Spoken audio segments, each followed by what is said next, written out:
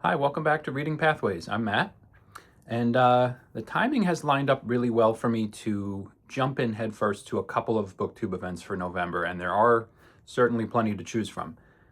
Because I am just about finishing up my current read that I'm working on, Mary Karr's The Liars Club, and usually from that point on, I would go ahead and throw the random number generator up against my collection here and see what comes next. But the timing just seems too good to do that right now with some enticing booktube events coming up for this month. So, and I have some books on hand that I think fit pretty well, and I want to read them all eventually, right? So let's deviate from the randomness here and pick these myself. So I want to just mention quickly three November events that I've decided to play along with and join in. So the first, and apologies in advance, I don't know if I have the correct full list of all the booktubers that are the hosts or co-hosts of these events. I know that there's a pretty good amount of those, and hopefully I can look that up and accurately put that in the description below. But I know that these events are hosted by some long-standing channels, and so it's my first time trying to join in. So basically, the first event is Dr. November. And this one I've seen a couple of people's videos about, and it focuses on espionage and or spy fiction, spy stories.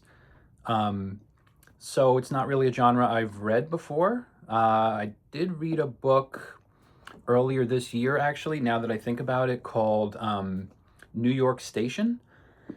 And I don't have it anymore. I believe I deemed it not worthy of keeping in the library, let's say. I didn't feel like I would revisit it ever, but I was by something Dudley. Stephen Dudley, I think. I'll see if I can get an image of that to flash across the screen after this. But yeah, I read that this year, and it was about a special agent in the MI6, I guess, who then gets assigned something in America and works on a kind of undercover mission in America, and that was okay. So that's what I've read as far as spy fiction this year. But I do have a big name on the shelves that I've been meaning to check out for quite some time, and Dr. November seems to be the time to do that. In fact, I do believe in some of the other videos I've seen on Dr. November that some of the participants are going to be reading this author, John Le Carre, but they're going to be reading, I think, The Spy Who Came In from the Cold, I want to say, which I don't have a copy of. I certainly could obtain one, but I figured I already had one from Le Carre on the shelves, so let's go with that one. So what we have is A Perfect Spy, and found this at a typical spot for me at a library sale shelf, just sitting there, perfect condition hardcover for, I'm pretty sure it was $1. And it's subject to my random choice selection every time anyway, but I moved it to the front of the pack for Dr. November. So here is the late John Le Carre on the back. And I'm sure a lot of people are already familiar with this story, but I'll just give a quick read of the description here because this is going to be my first foray into this author. The premier spy novelist of our time now gives us his largest, most engrossing work. It is a novel that plumbs the essential nature of espionage itself as it interweaves the story of a secret international manhunt with the unfolding of a secret life, the life of a man of spectacular gifts, nursed on deceit, schooled in betrayal, incapable of love, a perfect spy. The man is Magnus Pym, a senior partner in the firm of British intelligence, a man whose boundless charm, energy, and wit so dazzle that no two people have ever perceived him in the same way. A man unknown, really, and perhaps unknowable, even to those closest to him, especially now. For Magnus Pym has disappeared. There's quite a bit of description left after that, but I can leave you there rather than bore you with the next three paragraphs. But yeah, so it focuses on a member of the British intelligence, Magnus Pym, who is sort of this mysterious character, I guess, and then disappears. And I suppose the story goes from there. But also kind of a funny coincidence, when I saw the name Pym, I read a book last year called Pym, I had a video about it somewhere on the channel, and it was sort of a fantastical fiction book regarding searching for the characters in Edgar Allan Poe's book, The Narrative of Arthur Gordon Pym. But couldn't be any more different of a Pym in this book. But yeah, obviously Le Carre is very esteemed in the spy genre, maybe more so than anyone else. So seemed like the perfect time to grab this off the shelf and get started on it for Dr. November. So I'm looking forward to that. And then another booktube event in November, which is kind of a fun one.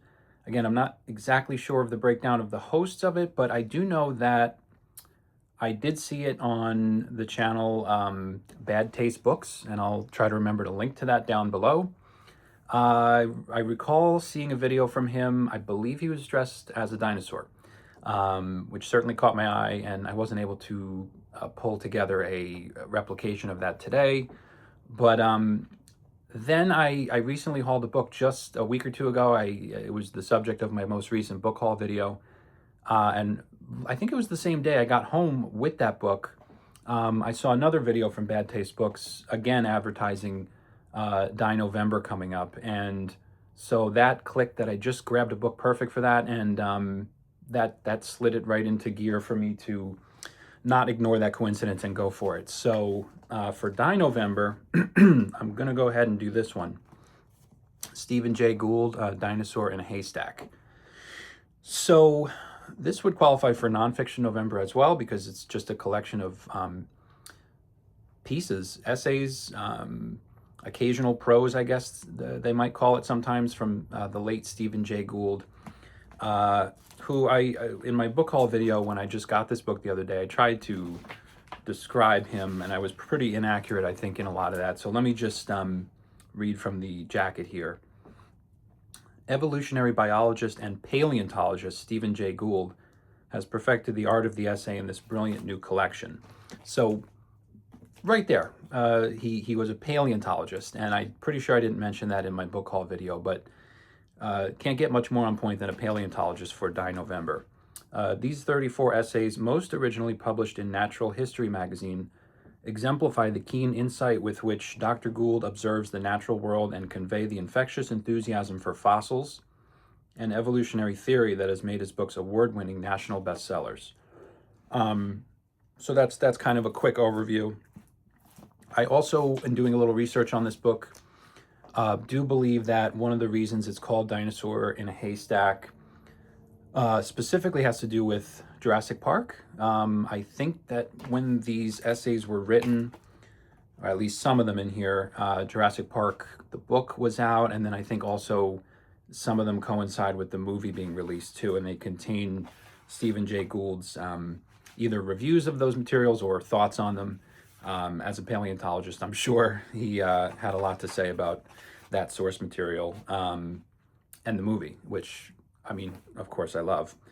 So the collection came out in 1995, but I'm not sure the date of each of the essays in here. But I do know from looking into it that I think this book contains some of Gould's writings on specifically Jurassic Park, and obviously you got this guy front and center on the cover. So just having found this the other day, and then getting a few nice reminders about Dinovember coming up this month, seemed to be the perfect time. So again, usually I pick my next book randomly from the shelves here, but you know, why wait for this one when there's a perfect booktube event starting right in front of me tomorrow? And happy Halloween, by the way, as I just realized what date it is. So Dinosaur in a Haystack from Stephen Jay Gould. I'll get started on that one for nonfiction, no, for Dinovember. And speaking of nonfiction November, that's the third booktube event that I would like to show a book I'm going to try to read for. Obviously, that's the most broad of these three topics, and it could encompass anything nonfiction. So when I thought about how to approach this one this time around, I tried to pick a book that I have and have a specific interest in and have for quite a while, but one that I thought doesn't really necessarily lend itself that well to my random book selection process. So in other words, I have a growing shelf I'm putting together of just kind of general nonfiction, popular science, standalone nonfiction books, things like that, and some history. A lot of those I include in the random number selection process each time I run it, but some of them I tend to exclude only because they are a little bit bigger, a little more in depth, and they almost seem to me more like studies, like reading projects a little bit that I should devote more time to. But also as ones that I don't really feel I would work best for me by just sitting down with that book and nothing else. It seems the subject matter might lend itself better for some of these books to chipping away at it here and there while reading some other things to supplement it, because I could see some of these books I'm describing being a little tough to just dive into and ignore everything else. So that's kind of a long-winded description of some of the books I have in here, one of which I'm going to go ahead and try to do for November, for Nonfiction November, and that is The Cave and the Light by Arthur Herman. It's a Pulitzer Prize finalist for Arthur Herman. It's Plato versus Aristotle and the struggle for the soul of Western civilization. And I guess I'll just take this moment to gratuitously go ahead and get out of the way here so I can show one of the reasons why I've been interested in this. Obviously, you have Raphael's School of Athens depicted on the cover. It's a painting I've always just enjoyed and usually had a copy of somewhere around me because it's just, a lot of meaning, I think, in that painting, and of course the centerpiece being Plato and Aristotle and sort of their competing philosophies about thought and about the world and how we should view the world. And what this book does is the following. I'll just not butcher it and I'll just read from the back. Plato came from a wealthy Athenian family and lived a comfortable upper-class lifestyle until he met an odd little man named Socrates. There he is. Who taught him the path to enlightenment through contemplation. Born to a family of Greek physicians, Aristotle learned early the value of observation and hands-on experience. Plato's most brilliant pupil, Aristotle settled on a philosophy very different from his instructors and launched a rivalry with profound effects on Western culture.